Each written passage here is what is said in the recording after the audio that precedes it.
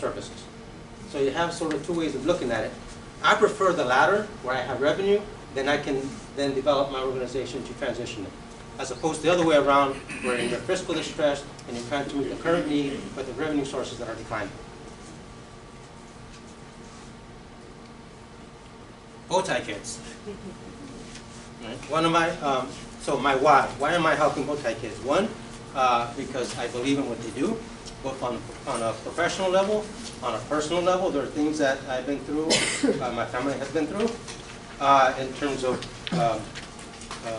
us, the children, but also things that I personally went through as a child. Not necessarily in chronic pain, but things that episodes that happened in my life, which gives me a sort of a very empathy and emotional connection to bow tie kids and also to Education Rocks. And so that's why I'm doing it. Also, they're going to a transition period, and so I am not only as the professor of nonprofit here, but also as a former consultant, as a person who really cares. It's an organization that I'm very invested in because I want to see them succeed. And these are the two most beautiful people that helped me with my transition from New York to here. And so, you know, there's that personal connection as well. So that is why I do things the way I do it. There's the screenshot of the web page. It is a bona fide nonprofit geared towards helping children living in chronic pain from ages of 2 to 18. It was founded by Karen, who went through this, who was in pain as a child. She has the Bow Tie Girl Company, and 25% of all the sales go to the nonprofit. And so I helped out both the private side and also the nonprofit side wearing these beautiful bow ties. And by the way, PhD behind my name does not stand for professor of doctor of philosophy. No, it's pretty handsome dude. I'm from Northern California, and so dude is a thing that you see out in California. And so it's also the Dude Ranch in Texas. My father's from Texas. All right, so here's their mission: help out kids in chronic pain. What I like about this is that they strive to do what? Leave a long-lasting impression on the kids and their families as they grow. So it's a long-term process, not just here's a one shot and you're done. No, it's a long-term process, right? The child that's in chronic pain, they're probably going to go through that throughout their lives. The families don't have to go through that, right? You guys deal with autistic children. Autism doesn't end when they hit 18. It goes through their lives. How do you help them through? Right? Art Broward is here. Art Broward is also, well, not probably not here, but they're part of our nonprofit advisory board. Again, they help out individuals with autism. That's all the way through, how to get them employed and so forth. Here are their organizational needs. I'm not going to go through all of them.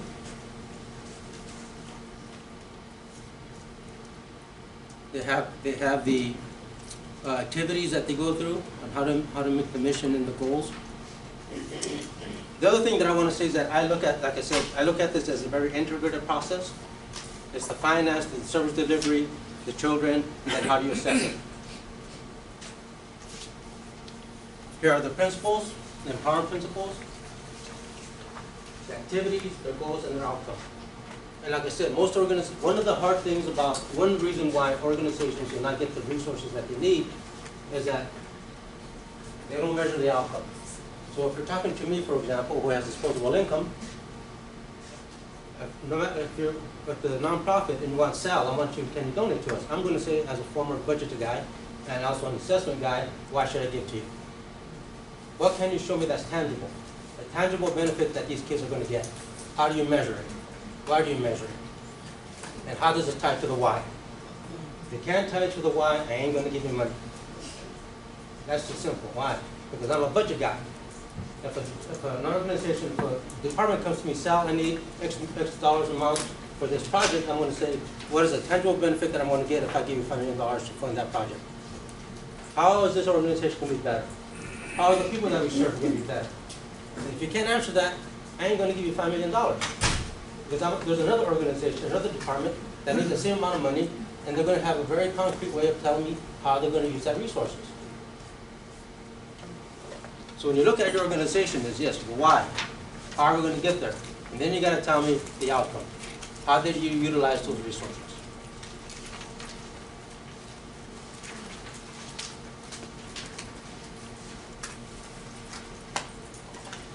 Okay. There was an activity that we went through. I'm rushing through this because I want to give Daniel and Jay sufficient amount of time. We went through activity, analyzing your revenue structure. Some of you didn't have that information with you. So what I asked Karen to do was to give me their projected budget for this year, 2020. And so I did the distribution. So what can you tell you about this distribution? But although you guys don't know much about Bowtie Kids, those of you who understand finance, what does this distribution tell you? Well, not only is it important, but it's the what? It is the primary reason, right? The primary revenue source for them. Now, what does that say for the other ones? That there's a potential for them to grow what? To grow the other revenue sources. Right? So this is a discussion that Karen and I had when I went through this process. You're overly dependent on one revenue source. As a former finance guy, budget guy, working for discretionary organizations, I'm looking at this distribution. Right? If they're going to go through a transition, they have to look at the revenue sources and which ones are more likely to increase over time. And then, as a strategy, how are you going to do it?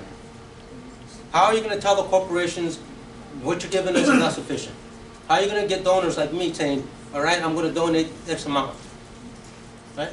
If you go back to donations, if you don't have a list of your donors of how much, where the donor list is increasing, what is the amount that they're giving, you're sort of not taking the benefit of the strength of that revenue source. Right?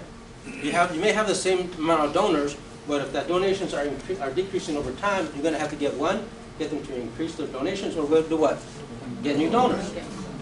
Right? Ideally, you want to do what? Get new donors, then increase their donations. Yes, ma'am. What year was this founded?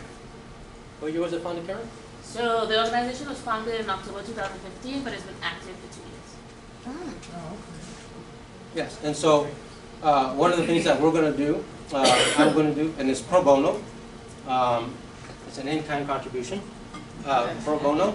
I'm going to help them transition. Why? Because one of the reasons that we created the advisory board is for us to help nonprofits transition into better organizations. The reason why we have the Jewish Federation is because Michael Balaban is a foundation who's very philanthropic. The organization is philanthropic. Right? They have resources and they also have expertise that nonprofits don't have. The nonprofits deliver the services. What do they deliver them? How do they deliver them? Do they assess them? Right. So we have it serves as a community of practice to get to harness all the expertise together to improve the nonprofit sector. There's also for individuals like Flavia, who's in the private sector, it helps them to understand the connection between the private sector and the nonprofit sector as to why they donate. So,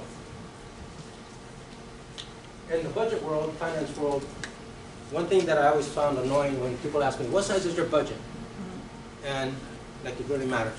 So I said $1 billion. And I would say $1 billion. And they will say, is that your revenue fund? No, I said, that's just the capital.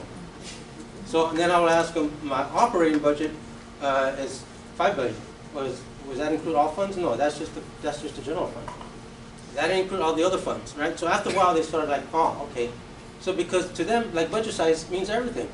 I don't care about the budget size. It's what? How are you impacting individuals' lives? Why are you doing it? Right? So find out the distribution. That percentage over there is going to lead to an index that you guys probably never heard of. It's called the Revenue Diversity Index. It goes from 0 to 1. The closer you are to 1, it means that you have an equal distribution of all revenue sources. That's what I'm saying. If you're over-dependent on one revenue source, that's not good. Because if that revenue source starts to decline, the other revenue sources aren't there to support you. So the higher that revenue index number is, the better you are. Right? If it's low, that means that you have to look at the revenue sources, which ones are you going to then increase. And it's very easy to do. What you do is that you get this 8%, multiply by itself, called squaring. You square it, you add them all up, and it gives you this number here. You subtract that from 1. That gives you a diversity index. In order to standardize it, you count the number of, it's on the next slide, count the number of revenue, minus 1, you get that product divided into this number, 88, and that gives you the index. So here it is. I did that before I did this. Because you guys are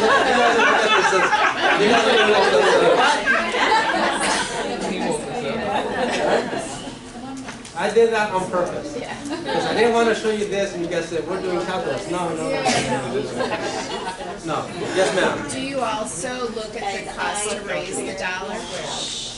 Do you look at, for the stability and the longevity of an organization, do you also look at the cost to raise the dollar?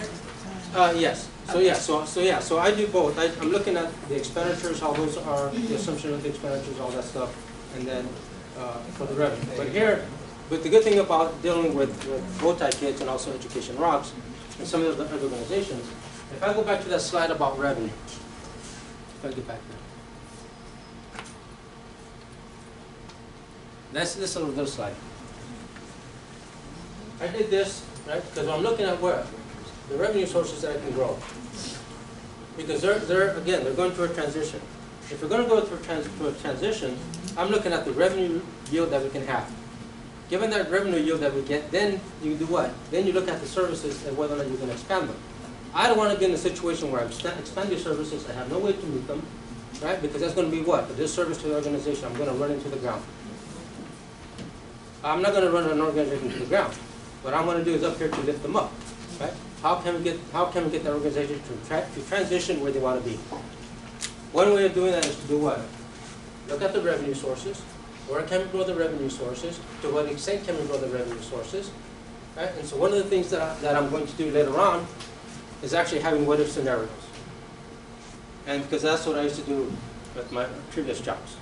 What-if scenario? What if this revenue source that we want to grow doesn't grow at the rate that we want to grow it? Then what other revenue sources can we have that can then supplement that revenue source? So I'm going to go through that process in terms of financial management, of looking at those revenue sources, the anticipated yield that it's going to generate, right? Both the optimal level and then sort of the worst case scenario, because then that's going to help me to do what? Plan how they're going to transition, how I'm going to stage how am I going to stage the growth from year to year. Because it's going so in some cases you're going to have to phase it in. You can't just phase it in, right? So you have to phase it in. I'm going to phase it in and tie it into what? Our revenue growth. The other thing that I want to do is this. How many of you nonprofits here have endowments? Right? Most of you don't. One way to establish an endowment is to do what? Look at those revenue sources that are fungible. Fungible means that you can allocate the money to different things. Get a portion of that revenue, put it into a trust fund, and create an endowment, so that endowment can then do what? Provide proceeds for your operations, but also grow over time. Right? And so one of the things, yes, sir. Go ahead. No, go ahead. Line item appeals. Appeals fall under individual contribution. Oh, no, those are organizations. So if I come to you and say, can you donate such and such, right? That's an appeal. Right? As opposed to the legal term, you appeal a decision. Yeah. No, I'm thinking because of jokes in my head and then they're in my head. All right. So again, this ties to the activity that we had, right? It ties to the why. Why are you doing this? How are you going to get there? Right? Obviously, revenue is the key component to that. But I'm also tying it to how service delivery and then the assessment. So one thing you should do is calculate a diversity score for your organization, because that's going to tell you how close you are to have an equal distribution of revenue sources per line item. And Sal's committed to doing that formula for everybody. Yeah, yeah. And like I said, I have no problem doing that. So if you have an organization where you have revenue sources, I will create those workbooks. Okay, so let me turn to this. What? All right, so here. Oops. Let me go as to why key questions for your revenue. One is, what is the distribution of revenue? Just did that. The other thing that you consider, or one thing that when I met Daniel Kruger, he said, do you guys do SWOT analysis? Strengths, weaknesses, opportunities, and threats. Yes, I do. The one thing that I want to do with the organizations, with all of you, is actually go through what is the strength of each revenue item that you have. Right? Each revenue item that you have. What is the weakness of each revenue item that you have? Are there opportunities? Right? I'm talking with Karen and talking also with Jeanette. There are opportunities for revenue growth. Can you capitalize on those opportunities? If yes, then how are you going to do it? Why are you doing it? Because one, sustainability of the organization. Two, to grow the organization. Three, to provide critical services to your clients. Second, what is the diversity score? I always calculate that because you want to know from year to year how you're doing on that diversity score. Is it decreasing? Why? Is it increasing? Why? If it's staying stable, why? I always go to the why, like a little kid. Why this? Why that? The other thing is that you should always you should try to develop a revenue manual for each revenue. What is the assumption of revenue manual? Create a revenue manual for your organization. Go through each revenue. What are the assumptions? Right? And if it's economy-based or if it's donor-based, then what are the assumptions that you're operating? Right? Do those assumptions hold? Do you need to change them? What is the revenue yield that you get for each revenue item? If it increased, why did it increase? If it decreased, why did it decrease? If there's changes to that particular revenue item, why were the changes made? Right? Most governments don't do this, but when I worked for governments, I did this. Because for me, I got to find out where can I then enhance that revenue source to meet future expenditures. Right? Obviously, are there opportunities to increase the revenue source? Yes, no. Okay. Now, for the part that Jake has been looking forward to, and Daniel Tudor. So Jake is the Director of Development for My Power of My Life. This is the part where we highlight the organization. It's all right. I don't know what it is. You'll get it sometime. It's okay. It's MLMP something. But I got Jake Jones right. I didn't call you Jake Taylor or Prescott. First, hey, 50-50 chance I'm going to get your name right. That's okay. I can live with the 50-50 chance. I live in a binary world. So as I mentioned, Jake and Daniel are assisting us in the advisory board. Jake is going to tell you more about the organization. I'm just going to say this. The organization from where Daniel started has grown exponentially, both on the fundraising side, but also in terms of their number of units that they have, satellites. And they've done this very quickly. Daniel is a member of our advisory board. For me, one, again, I mentioned I had a martial arts background, so there's connections to the organization as to why I like this organization.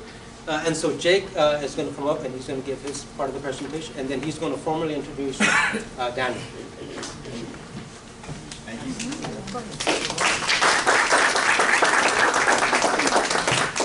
Hi everyone, so I'm Jake, I'm Director of Business Development for My Life, My Power. So the common theme today is your why. A show of hands, who knew their why when they were in college? Got one. Interesting. Two maybe? Alright. So we have two that knew their why while they were in college. Who knew what they wanted to do while they were in college? A couple more hands. Awesome. So I recently graduated from Nova, so I came here, went through the program, and I struggled finding my why. I went to 3 different majors, changed up what I did, and so usually when you're younger, your why is I want to make money, I want to be successful. No one knows really what that really means, but you have an idea of what you kind of want to do. So that kind of changed once I met Daniel and the organization. The first night I met him, he sat me down and said, so who are you? I said, well, I'm Jake. I go to Nova, I'm a business student. I swim on the team. He goes, no. Who are you? And it took me a couple more times of him asking, actually, who are you, to understand what he was actually asking. He wasn't asking what I do. He was asking who I am as a person. So when I joined My Life, My Power, I started learning my why. Now, it started to be congruent with My Life, My Power because of what they do and how they treat other people. So I asked him, I turned on him, I said, who are you? Well, obviously he goes, I'm Daniel Pewter, but I want to end generational poverty and change the education system for our youth.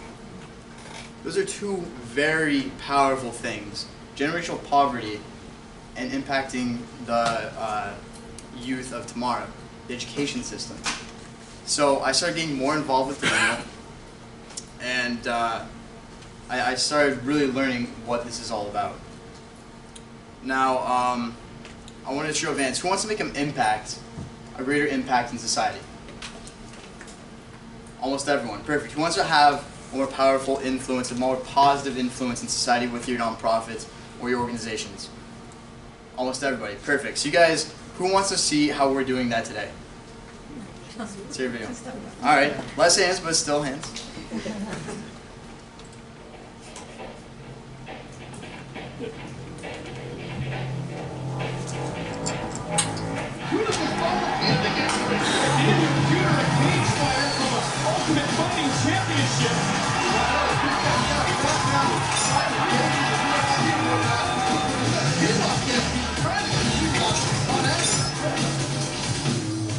I got on TMZ in the beginning and I said, I will come to your school. Here's my email address if you are being bullied.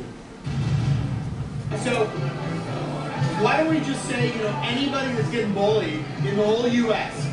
can shoot me an email and I'll go down, I'll fly into a school and we'll go talk to the bullies for you. You're serious? I'm dead serious. You're serious? I'm dead serious. Because success is what happens to you.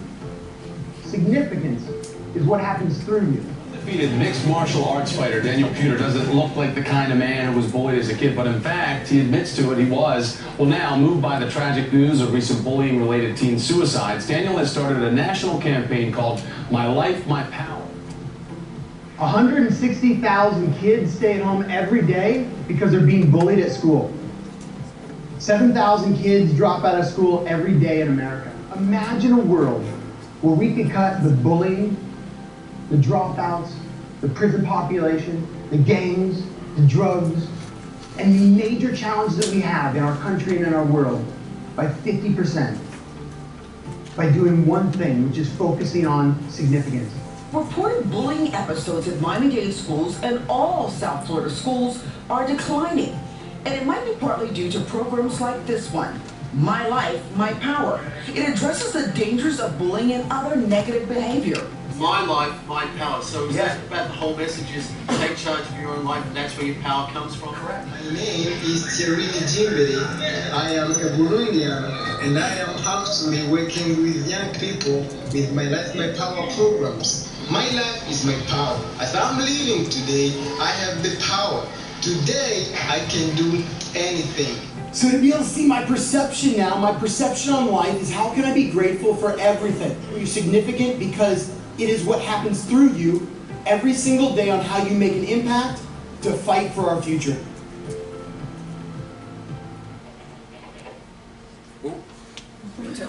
So, let me ask you guys. Let me ask you a quote.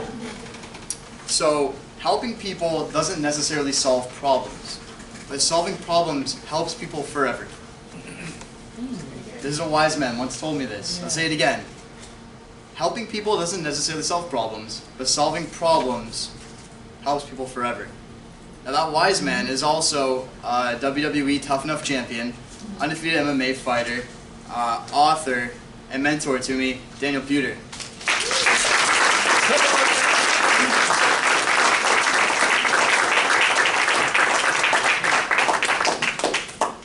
Isn't he a rock star or what? So Jake showed up last year to do some video stuff for me, and he showed up on time every time, like before time. Went over and above, and he's like, "I'll do video work for $10 an hour." Like he just wanted to hustle, and it was interesting because he's gotten to go see the Dalai Lama a couple times. He gets to travel the world. He gets to impact kids every day. And it's interesting to be able to see our youth coming up, because I was teaching a course here at Nova that we call it GPS for Life, that dropped the dropout or transfer rate here from about 30% of freshmen to less than 3%. So it's interesting to be able to see their belief and their emotional intelligence created, and then they really live on purpose versus just going where their mind or their emotions direct them to, the media, social media, whatever else is going on. So how you guys doing today? Good. Oh man, I think we can do better than that now, but how you guys doing today? Good. Awesome. So what do I have, like 7 hours, is that right? Yeah. 8 hours, awesome. So today they asked me to come talk about the structure of how we got from where we were to where we are today. And when I was 19, I was a pro athlete. I started a little strength training program, and I knew that I wanted to be a pro athlete to be able to give back to kids. But I didn't know how to do it. There was no framework. If I were in this class for the next 8 weeks, 20 years ago, my life would have looked a lot more structured.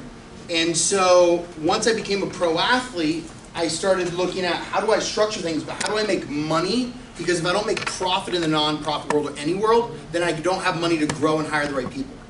And so I'm looking at a lot of nonprofits, they have the significance, and that's why my TED Talk and podcasts and a bunch of stuff we're doing is called Significance Breeds Success. Because I find the more I impact people, the more success my whole entire team has in their life, with their families. And I'll give an example.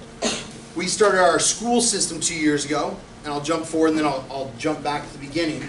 And everybody's like, you know, school's crazy, teachers have all this work. And I go, we're not going to have any homework ever for the kids, so we're not going to have anything to grade for the teachers. People are like, what? I'm like, why do our kids need homework? Like, why? Like, if they're in school so many hours a day, why go home? Why not enjoy life? So, same thing too. I'm like, we don't need any more structure. We'll buy a platform to have the whole structure of the school at school versus our teachers having to go home every night and create lesson plans. Because my thing is about mental health. When I was with the Dalai Lama about a year ago, he said there's first world problems versus third world problems. First world problems is you guys have mental health and a lot of drugs. Basically, I'm summarizing him. Third world problems is we don't have any money. Like my kids in Burundi who you saw, when they're an adult, the national average is $2 a day that they'll make as an adult. I spend more than that on my morning coffee, right?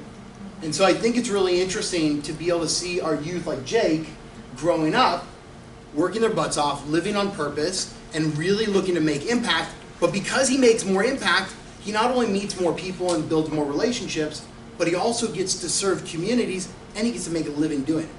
So I find most people, if you walk into their organization, I'm like, hey, how you doing today? And they're like, oh, I'm almost off. And I'm like, oh, wow, I would never hire you. But that's their belief system. And that's fine for where they're at. It doesn't mean that they're going to make a place a better place. And I find every leader with Sal and Chase, and I've met some of the team here at Nova over the last probably about 5 years, they work so hard for our kids and they get to produce people like this. Now, at the same time, Jake will tell you, he's learned more from me in the last 4 months than he's learned in 4 years of college.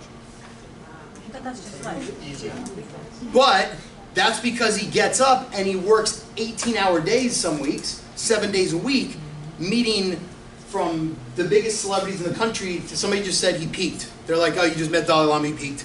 Like, who else are you going to meet? He's like, just wait. So it's interesting. So today I want to run through, can we pull this board up real quick? Yeah. I want to run through 3 strategies that I've seen that created, that are very, very simple. Can you write these down right there? Yeah. Those 3 main words. So the first one I started thinking when I was running a nonprofit, when I started it, I'm like, I get to create cash, revenue. Do you guys, who wants more money in here for your nonprofit? Awesome. Okay, cool. You're all excited. You're like, not only, you're not even raising your hand, you're like, yes! So, but I didn't hear any like loud yeses. So you guys kind of want a little bit more money or like? Yes! Yes! Just asking. So if you had a lot of money, then you could make a lot more impact. Right. But I also find it's not how much money you make, it's how much money you spend on what. Because, not to talk smack about a bank, but there's a bank in South Florida, I won't mention the name, that gave a lot of money to an organization that feeds people. And I said, what are you going to do next year? Are you going to continue feeding them? Like, you're going to give that same amount? They go, no, that's our one-time donation. It's a large amount. And I said, awesome. So what are those people going to eat next year? Right. Because they're not solving the problem. And then my buddy runs Homeless Healthcare of Los Angeles, and he just came up with a great strategy. He's been running this thing for like 30 years. He goes, I just partnered with a developer who now, and this will be the 3 parts, so real quick, I'll go to that developer. First part is donations. So I think donations are the past. Personally, to ask people for money all the time, people, it's crazy. Like, how many people love asking people for money?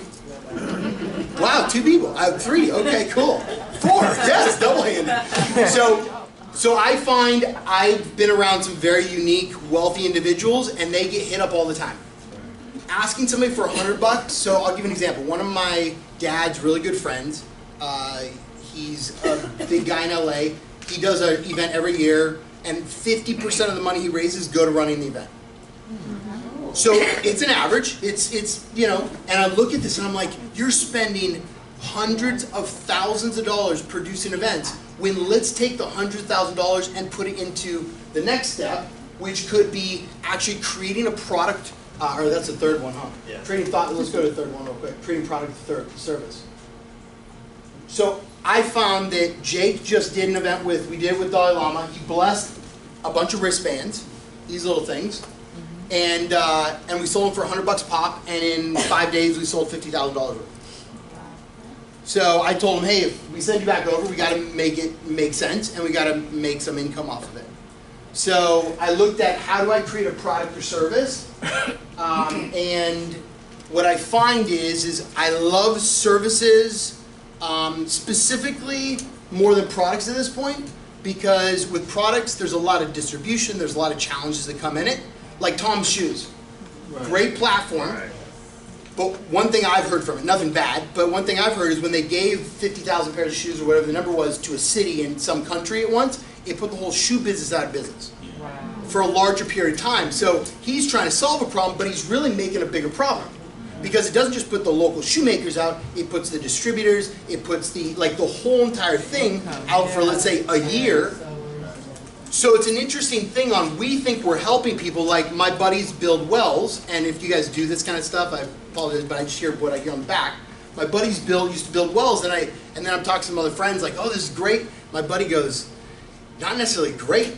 And I'm like, why not? Like, you build wells, you give food to people. He goes, well, you got to bring a whole economic development plan in there, because if it's just a well, and let's say the males are out getting the food and everything every day, the crops, and the women are going to get water in some of these places, then the challenge is the women stay at home and they actually start having more babies, which creates less wealth overall, because if you have more babies and no more money, then you got to create an economic development. So I look at how do we create a product or service, and the one in the middle was contracts.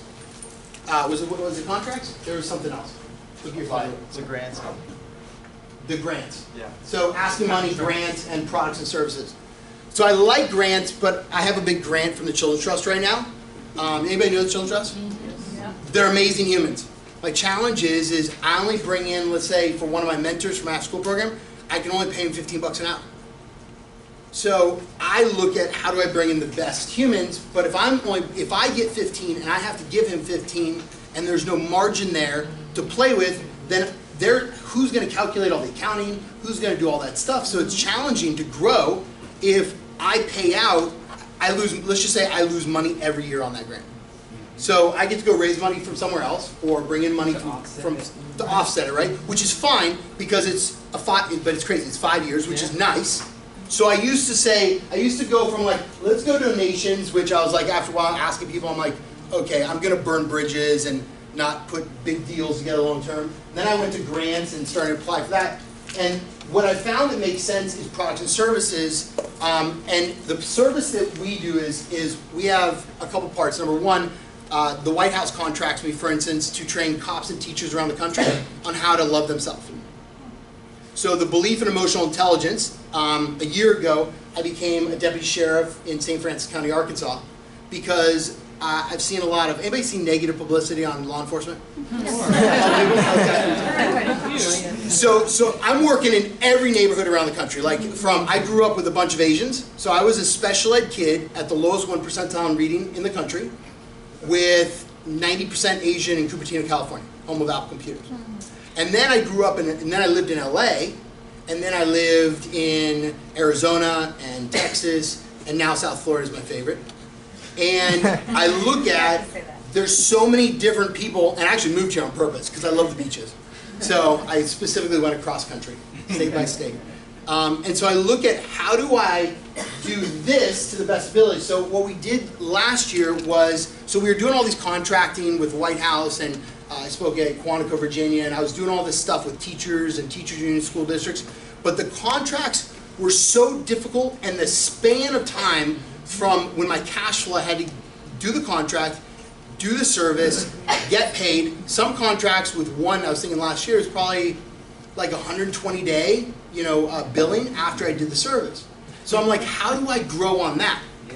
So last year we implemented our own school system. So I said, you know what? I love where school choice is going in some regards. I love public school. I went there. I grew up in public school and a little bit of private. And I'm like, how do I shift and how do I take kids that the public schools don't have? Because we've been working in jails and foster care and all these things, but these kids are dropping out. Sex trafficking, drugs. It's the average age of a sex trafficked person in America, if anybody has a better number, is 12 years old, is the national average. So I started looking at this and I'm like, we have about 20% of our kids that fit in the bracket of being expelled, failing, whatever that is. The average is about, at one school last week, it was 37% graduation. So they're going to fail about, I think it was like 400 kids in the graduate class, so they're going to fail, a couple hundred kids. So I'm looking at that, I'm like, okay, let me take all these kids out and change their mindset. Because the challenge is not the human, it's just what they're believing. Does anybody ever heard of emotional intelligence? Yes. Has anybody ever heard of a belief intelligence? That's awesome. So belief, where do your emotions come from? Belief system? Love it. Neurological responses. Neurological, like this framing. NSU grad. So it's interesting we teach SEL in schools, social emotional learning, but we never teach a kid how to create a belief. So the belief controls everything. The belief controls, I want to go get donations, I want to get a product or service, I want to go apply for grants. And the fundamental on all of this stuff is very simple. It's, you put I am in three marks. The core fundamental, I believe, is who are you as a human? Because there's what you do and there's who you are. So I always do this thing called an I am statement. Anybody ever done one of those? A few people? Awesome. Of course you guys. I love your bow tie. That's awesome. So I am statement. Mine is I'm loving, authentic, and committed. So that's my commitment to myself. If I go off track, my girl might whoop my ass, Jake might. Like anybody on my team can come to me and say, I think you're off track or out of alignment with your own commitments to yourself. What I find a lot of time is we get stuck doing versus being, when we're really trying to serve the human beings. But if we've never defined who we are as a human being, how do we create the outcomes of what you guys want to do on creating more revenue? So I want to have Jake kind of tell you how he framed the product, and then I'll dive into one or two more services that I believe, and then we'll finish with a little fun game. Is that good with you guys? Yes. Awesome. So I'm going to start with Daniel. One of our big projects was going to India. We went to India with the hopes to meet the Dalai Lama, which is a huge undertaking. But we went to a small town called Sankissa, where we stayed in a monastery. So can I frame this real quick? Yeah. We flew into New Delhi, and then took a little plane ride over to, what was the other? Lucknow. Lucknow. Yep. We get out, and there's a 5-star hotel, and you walk right outside, and the sewers are on the streets. 5-star hotel, and literally 20 steps away are the worst poverty, like makes us look like nothing, right? So that's interesting. And then we drive 6-7 hours on a shady bus. Using your GPS. Using my GPS on my cell phone because the driver didn't know how to get there in the middle of nowhere, where we were like, okay, with 11 of us from America. Okay, sorry, go ahead. So we get there around 11 p.m. Completely dark. So this event was for the Dalai Lama. He's speaking. So there's 70,000 Indians at this event, and 70 foreigners, including us. So there's 60 other people that aren't from India that are there, and so the majority don't speak English. But with the goal of trying to meet the Dalai Lama, we started talking to the organization that ran this whole event called the Youth Buddhist Society of India. And they're a school in India which teaches kids Buddhism, mindfulness, core curriculum, stuff like that. So as we started meeting these people, we realized that the kids don't have shoes on. We realized some of the kids don't have shirts. So it's interesting because they're going to school every single day, walking 2 kilometers just to get to school every day without shoes on. And so we asked, how can we add value to you guys? How can we help?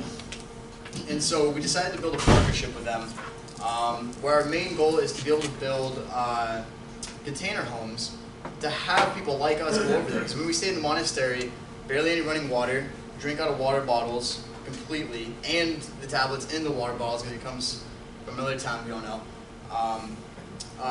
Cold water. Hole in the ground. Hole in the ground for toilets, yep. For a whole week, no showers.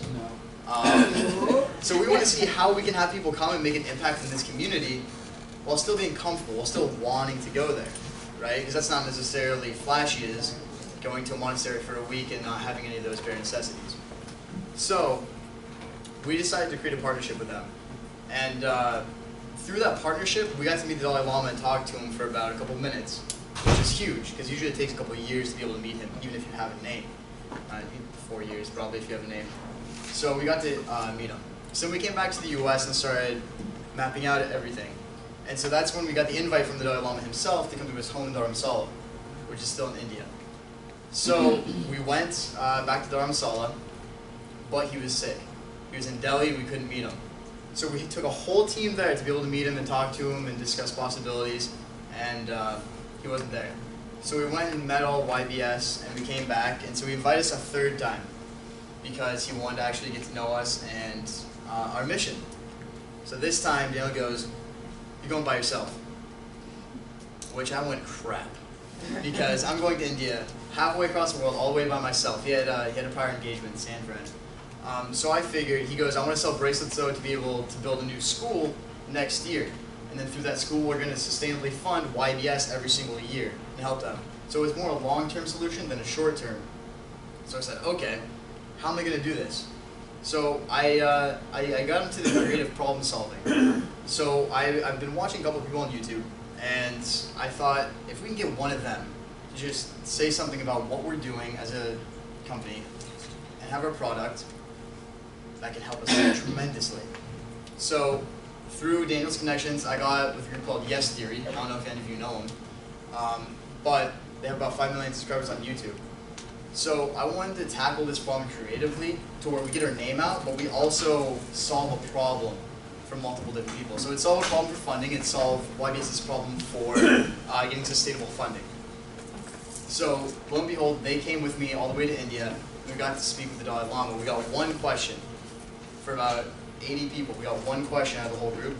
And so we asked them, people my age right now deal with anxiety and depression, and if there's one thing you could whisper in the youth's ear right now, what would it be?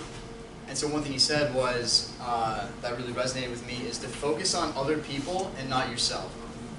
The minute you start recognizing that if you care about other people and help them, you're going to stop forgetting about your problems as much. And it's going to help with mental health issues. So after that, he blessed our bracelets. We bought 1,000 of them. And so our partnership with YBS and Yes Theory, they shouted on their channel, and like he said, we sold $50,000 worth of them in about 2 weeks. And that's going to help build our school to help underprivileged kids in these communities in Florida next year, and that through the profits of that, we're going to give back to YBS every single year. So that's an example of how we got a product through creative problem solving to help be one of our fundraising initiatives. So I like that, yeah, right? Thanks for starting that off. So I like the creative side because I look at our like my mom, if she wants something solved today, she calls me up for like, hey, how's my email isn't working, right? So now I go to them and I'm like, I don't know how to do this, just show me, right? The idea is I know what I know, but the biggest challenge is I know what I necessarily don't know what I don't know. So the biggest challenge is I don't know what I don't know. And it's outside my scope of even understanding. Like when you read the first contract for the first time and you sign it and you're like, oh no, a year later you're like, why did I put this clause in? Or why did I sign this? So I look at how do I recognize things and give things to my team to give them the ability to frame their own projects. And also I help open their doors to what I do. Because Jake always goes, I'm going to a meeting or something like that. He's like, hey, can I come to you to that meeting too? And he'll just sit there, he'll take some notes, he'll learn, he'll ask questions. But I find that a lot of our upcoming generation today, they don't do that. Because they don't understand the value of it. Because they don't understand their own value. So he's recognized his own value on how did I get in and swam at Nova. He wasn't on the Nova team when you registered to go here, right? No. But he went every week to the coach and he's like, I want to do it, I want to do it, I want to do it, I want to do it. Finally they opened a spot for him. So I think when we go after something with a vision and we don't stop, because we figure out how to be like water and go through things to be able to go around, go over to get the result. I find the biggest thing though is we don't plan these three things. So I find that like the Tom's Shoes, it's great because they're a multi-million-dollar company and they have the framework to build out more platforms long term. And when you have enough funding, then you can hire the right people to create the right result. But I wanted to finish with the I am statements because on your paper that we passed out, on the bottom, there's 3 lines. And it says I am. And my challenge for you is to put 3 characteristics that you guys believe you are or committed to being for yourself, your family, your team, people in public. So if one day you say loving and then you blow up and you're driving, you're getting all pissed off on road rage, then maybe you should check out where like your little angry button is. I'm just speaking truth here. So I find that people don't live on their purpose. People don't live in integrity of what they want to create. So I challenge you real quick, just for like a minute, write 3 things on there that you're going to commit to yourself. Go for it.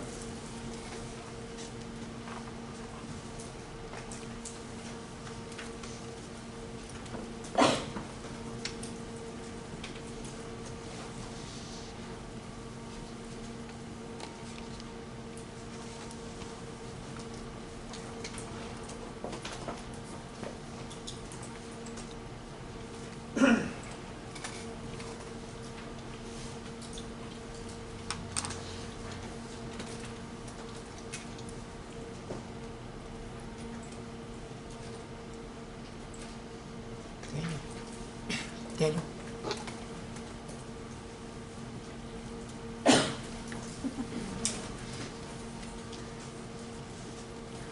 I'd love to hear a couple. What do you guys got? Yes? I love that you do this, by the way, because I did training and you did this, and I love you so much for this.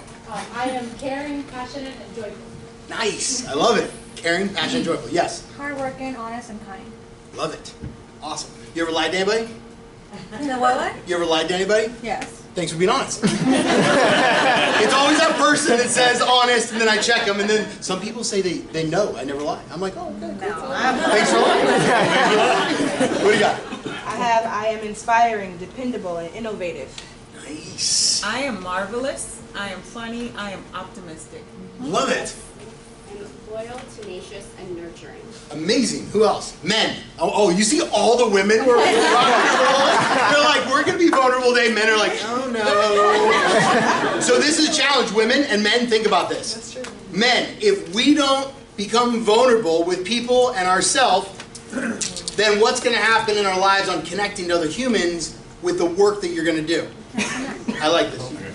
Passionate, active listener, and teachable. I like it. Love it. Who else? Yes, sir. Honest, committed, and authentic. Yes, I love it. I'm transparent, loyal, and committed. Amazing. Enough, open, and creative. Open-minded and creative. Enough, open-minded, creative. Love it. I like it. Yes. I am focused, dependable, and approachable. Yeah. I am powerful, confident, and loving. Awesome. Who else? Yes. Hardworking, creative, and flexible. Awesome. Humanitarian, advocate, and determined. Love it. One more person? Yes, another one. Helpful, passionate, and eager to learn. I love it. So if you guys, how would your life change if you lived your commitment? Yeah. I am living it. So you live that every day, right? I live it. Perfect. So if somebody doesn't live it, how could your life switch, like your organization? Like if your team came in every day and busted their butt, I'll give you an example. You can ask any of our staff. I don't even call them employees. I don't believe they're employees by the law, right, or whatever, but they're staff, they're team. If you ask any of my staff, they would rave about how they love taking crap from kids every day on their crazy, right? And we love them because we know that that's just a situation right now, and that's not who they really are. They've just gone through past experience. So it's interesting because people come in all the time, they're like, hey, how do you like working here? They're like, I can't tell you, and they stop everything and they go crazy on it. Yeah. So how would it change your team in life? And if your team performed 10% higher this year with fundraising, 10% more effective or efficient or whatever you want to judge it on, what result would you get more? Get a raise. Get a raise? I like it. Okay. What position are you? Events and marketing and fundraising. Awesome. But 10%, it could be a lot, right? Of course. And if you compound 10% a year, that's even more. Yeah. See, and it also creates, from a nonprofit social service organization, it creates sustainability, because if you are consistently doing what you say you're doing, the people who support you continue to support you and share that this is where you need to put your money. So it's about the connecting and networking as well. So when we do what we say we're going to do, then we're putting it out there and believe that we're transparent enough for you to see that we are accomplishing what we said we're going to do. Love it. We just got our first IRB last year, which is a internal review board. And it gives we have a bunch of PhDs, smart people, and they get together and they tell us our data looks good, and then this year we get to put in scientific journals. So what's interesting is these dollars will go 10x as soon as I get about 3 or 4 scientific journals. Because then people will believe. The DARE program, you guys ever heard of that? Yeah. It actually caused more people to do drugs. They have scientific data that states more kids do drugs based upon they're taught that weed and heroin have the same outcome. So when people do weed once and then they go, oh, heroin couldn't be that much worse, they go do something else. That was like 20 years ago. So I'm just throwing out, like, it's interesting, but they have scientific data too that they funded programs to prove that it does work. And that was 20 years ago. The White House meeting the next month is going to do some interesting things for their world. And we get to add on and create a new generation. And I go off 5 principles: vision, purpose, mission, team, and commitment. If you don't have those 5, then you won't get a result. Or you won't get the result you want, I find. So I'd love to finish off where you guys get with one partner real quick, and you guys prove to your partner, like, I'll give you an example. Can you stand up real fast? I love this. Fast. Yeah, I like it. So my name is Daniel Peter. Nice to meet you. I am Donna Marshall. Awesome. Yes. I'm loving, authentic, and committed. Wow, I love it. Can you do yours? Yeah. Okay. I am focused, dependable, and approachable. Awesome. So if you guys can tell 3 people yours real quick, and then Chase will take it over from here. Go for it, guys. Stand up real quick. Tell your partners who you are. I am focused, dependable, and approachable. Yes, you are. Yes, you are. Hello. Again, once again. Hi, I'm Donna Marshall. Your name?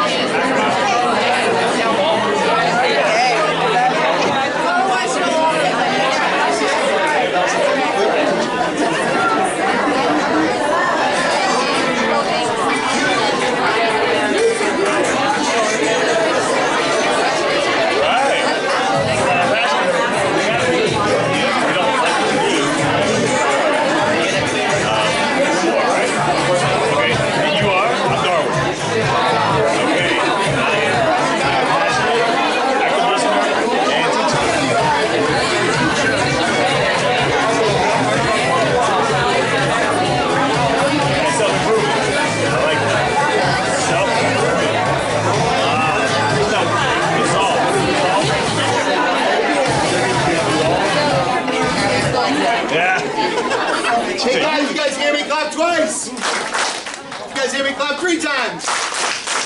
Love it. On the bottom, I want to give you something as a gift. On the bottom, it's our 2-day emotional intelligence, belief intelligence training. You guys could take a picture and leave this here, or send it to Jake. I would love to take some of this, if you guys have a minute to fill this out or later. I'll give you guys, it's a $500 training, and you guys get it for free. And if you want more people to come from your company, let us know. We can do something for it. But I want to give you guys a gift for what you guys are doing. So thank you very much. And then last but not least, we have 2 last raffles, and then you are all good to eat lunch and mingle, and we are going to cut you free. So I'm going to shuffle this up right now. Okay. So we have number 119094. 119094. Anybody? Must be present to win.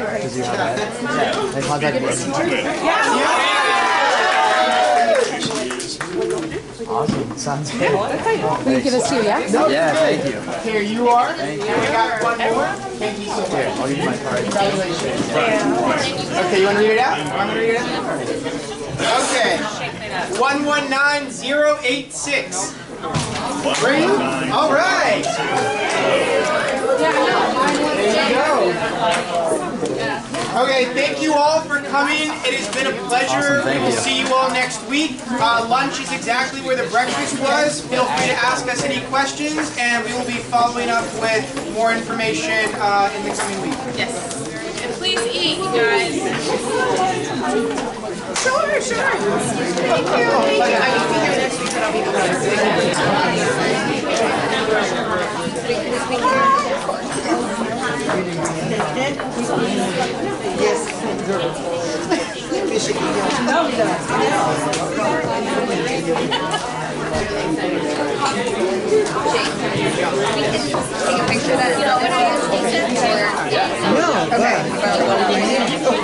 Actually, it might be better if you take a picture and then give me the actual yourself. Yeah. And you have my card, right?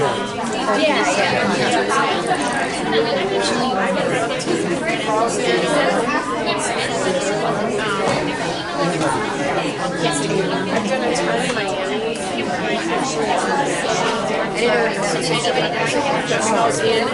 Oh, yeah. So you have like your IM statement. We're hosting one in Miami and Broward, and we couldn't even get enough. Yeah, so what do you want to find and avoid? Like, if you were to hire someone, what would you want? A lot of amazing people. Amazing people in the room. We have to get someone to take minutes. Oh, I forgot. Yeah. Don't forget that. So what do you want to picture of?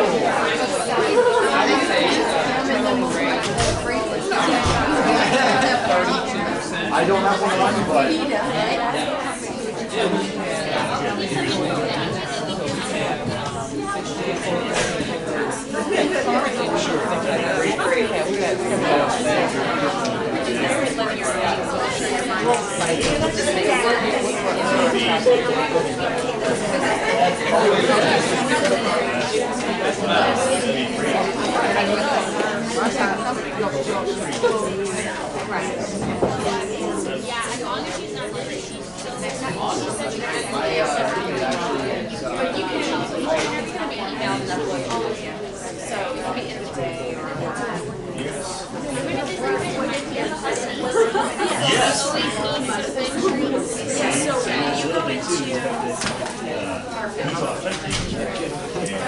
So when you go into and you can see your group. So that's the organization.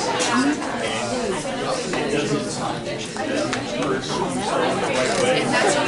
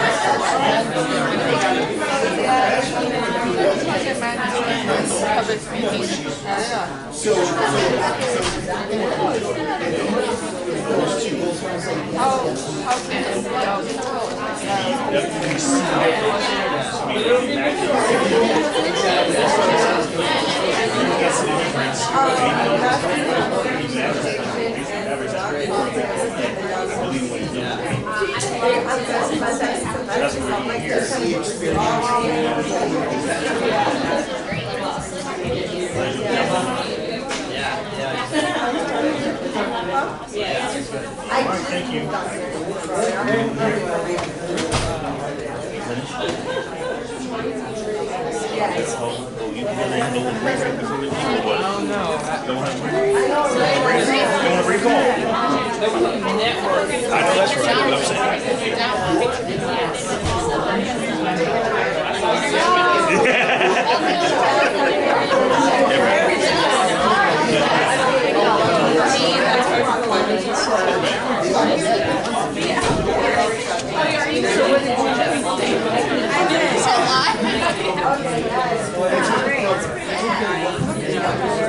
Oh, I'm trying to fix my calendar.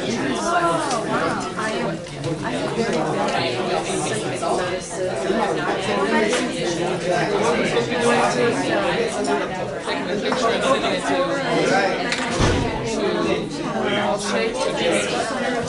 and then I have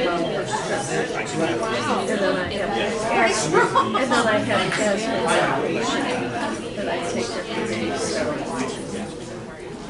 it's just, you know, it's not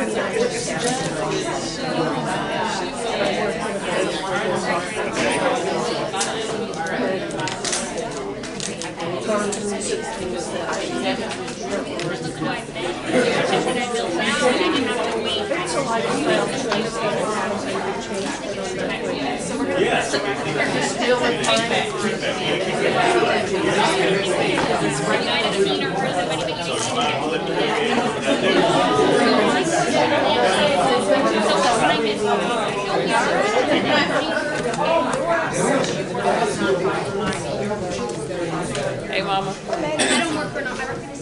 Okay, so did you go assign somebody? No. Okay, so trying to see go. But then I probably have to. All right, guys. You keep. Yeah, for you. Just bring them next time. Yeah. Yes. Notes in there. It's your stuff. It's Bruce.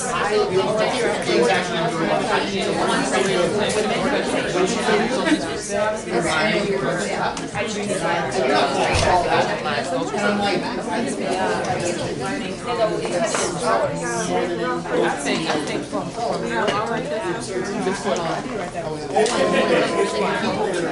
No, that was what I was going to this is just my lens, but just like but inspire and us to support fundraising. Oh, okay. Yeah, so the biggest irony right now that everything works Did you see the staff or where you I'm talking about? I'm talking strictly from I think it's like and so it was less than engagement. So that's I never did it, but I know a lot of my friends who did it. So I work around the site. That's like that's your story. And you can always do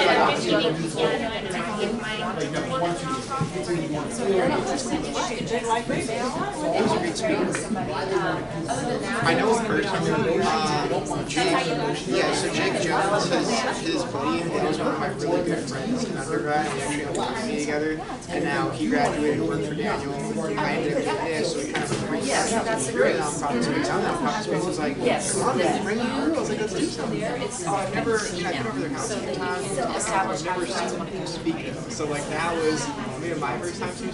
Yeah, really energetic, really upbeat. Yes, it was very much good speaking. And then we just had some people talk to us about the giveaways. So it sounds like some people were sponsored. It's like free entrance tickets. I guess I'll start calling some people. Yeah, I'll start calling some people and being like, And then we're all.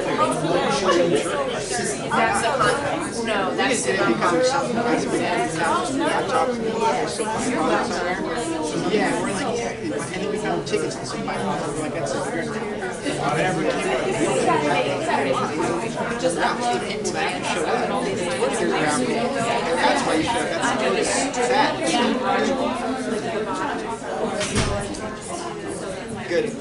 How are you? Thank you. Yeah, thanks for coming out. I really appreciate it. Yeah, so if you scroll to you guys, so fundraising assignments. So yeah, so I would definitely say talk to her for more information. Yeah, she's handling logistics in the past, but there are students, some of which have not here today, some of which are online, and we are preparing them up for the process. Reach out to you directly if you want to do that. We're giving the students the choice. That way, we provide them with the list and we'll kind of tell them which organizations they want here. But we only have about 2 students and about 60 nonprofit people. Yeah, so there's going to be a lot of folks who are not part of it. So if you can just share that for us, no offense, it's just like one of the students here.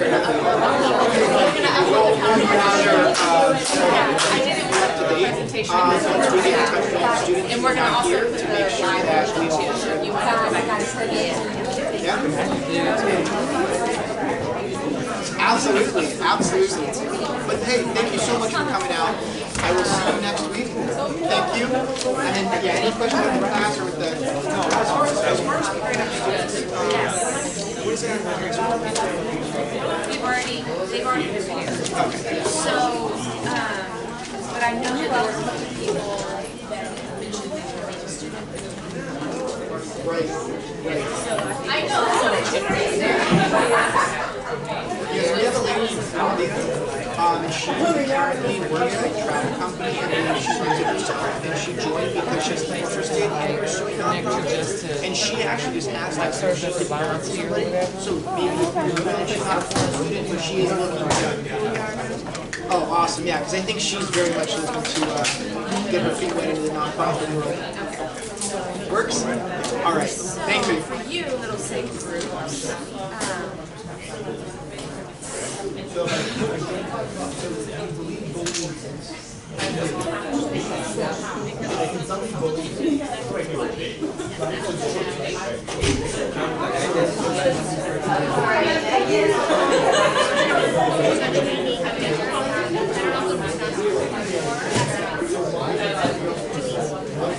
This is unassigned. Yeah, it's not very user friendly, so just.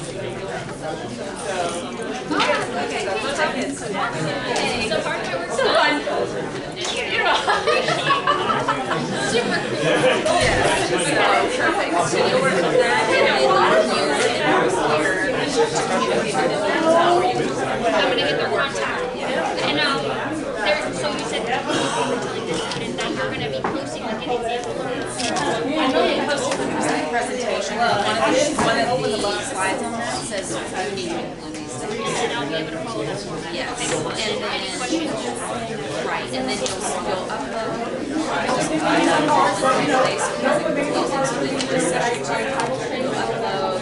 And it's also in the syllabus, you know, so then you see exactly what things to do. In pieces. Yes. Right, and so that that way you're not in the class.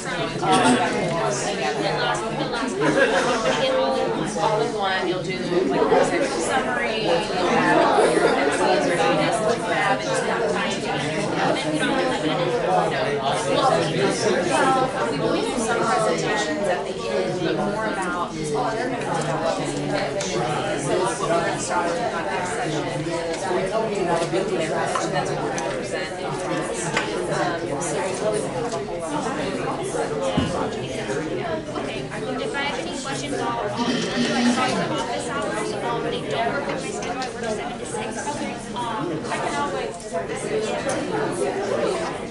So, and then I got my phone on Saturdays, but just meeting time is on cell phone. Thank you. Yeah. So if I have any questions, I'm gonna get started working on it. Okay. Thank you. Pleasure meeting you.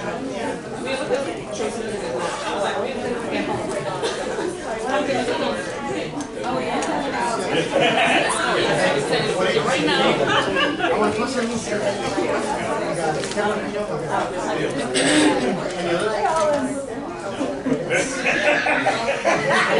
like the way you do that.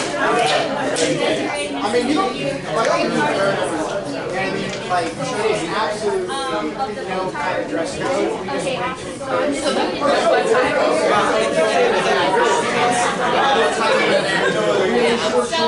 Yeah, so what I like to do is have a picture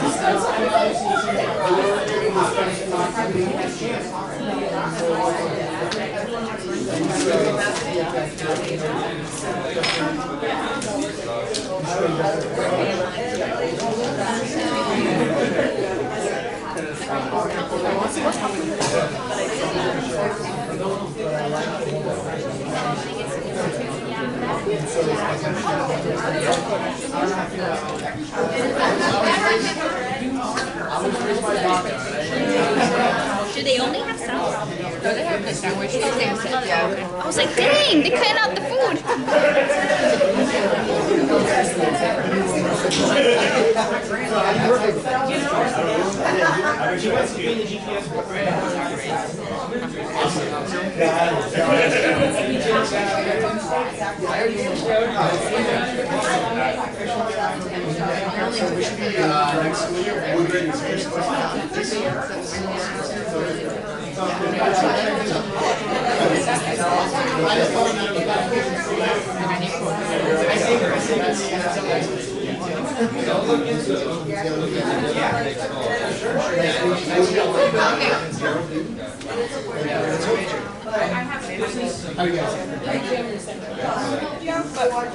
I like that.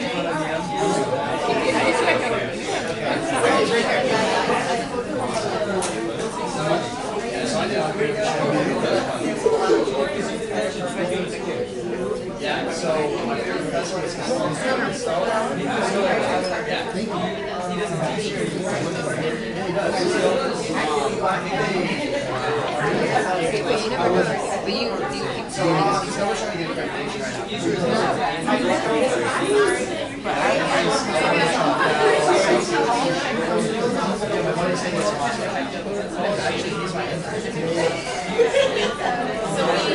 This kid, you're right, we had to picture knowing yourself on the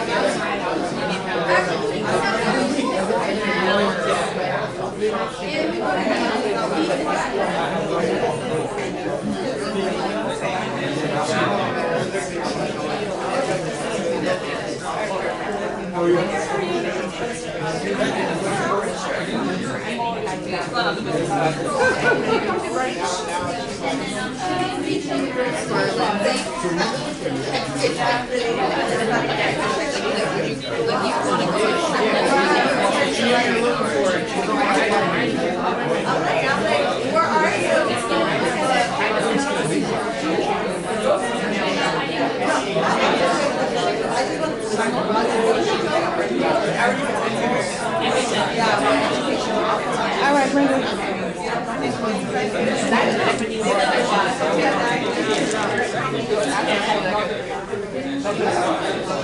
It's a pleasure meeting you. I didn't introduce you personally. I'm Nina McDowell. Amanda. Pleasure meeting you. Too much. No, you're fine.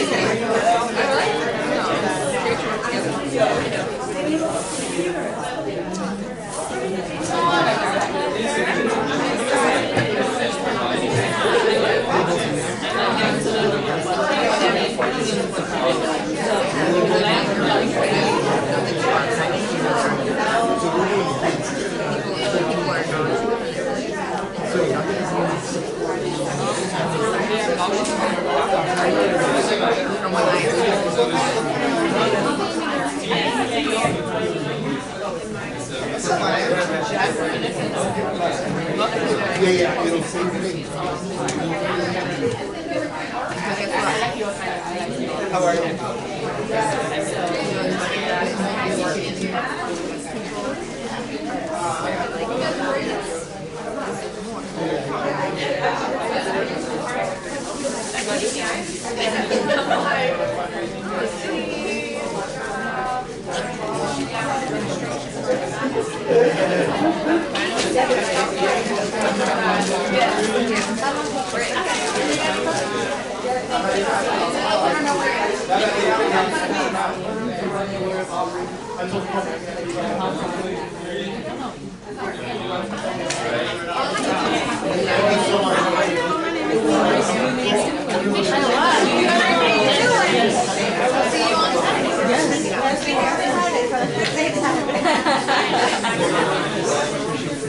Yes, I'm a student.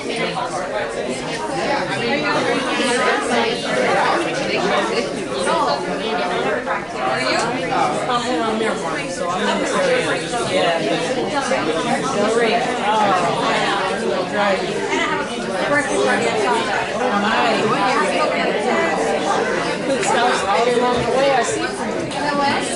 Pit stops all along the way.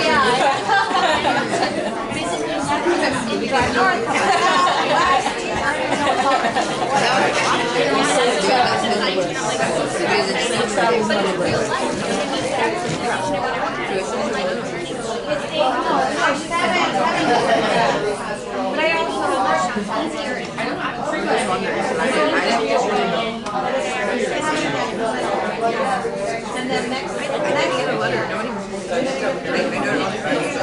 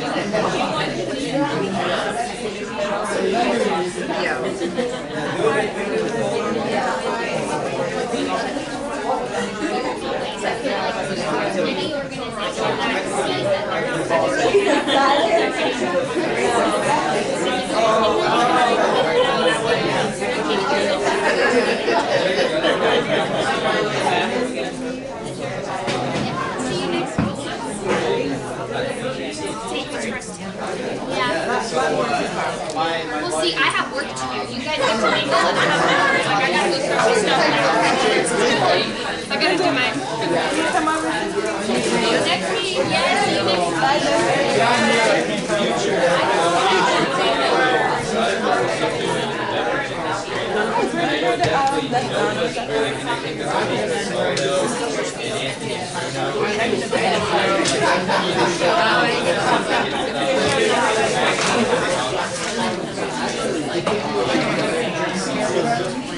Yeah, I have very good. I've seen it too. She asked me, she goes, so are these both times? And I go,